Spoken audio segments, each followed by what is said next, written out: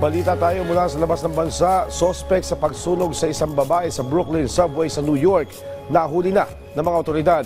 At Syria, nakamit na ang kasunduan hinggil sa pagbuwag ng mga rebeldeng grupo sa bansa. Si Joyce Salabatin sa sentro ng balita.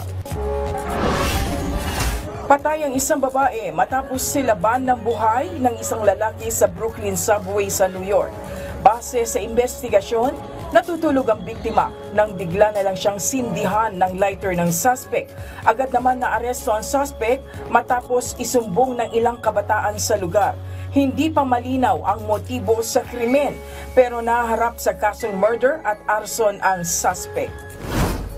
Humantong na sa kasunduan ng pagbuwag sa lahat ng rebeldeng grupo ang Syria sa isinagawang pagpupulong ng bagong Syrian leader kasama ang rebel groups.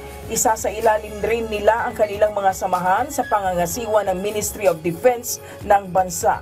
Mababatid na kamakailan lang ay nag-anunsyo ang Syrian leader na isa sa ilalim niya sa state control ang mga armas sa bansa.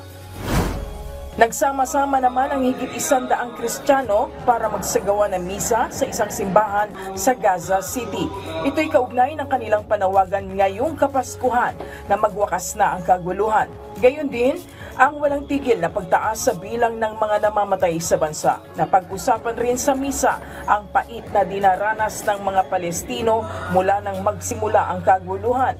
Samantala, patuloy pa rin nilang haharapin ang Pasko ngayong taon sa harap ng kaliwat kanang pag-atake na nararanasan ng mga residente sa bansa. Joyce Salamatin para sa Pambansang TV sa Bagong Pilipinas.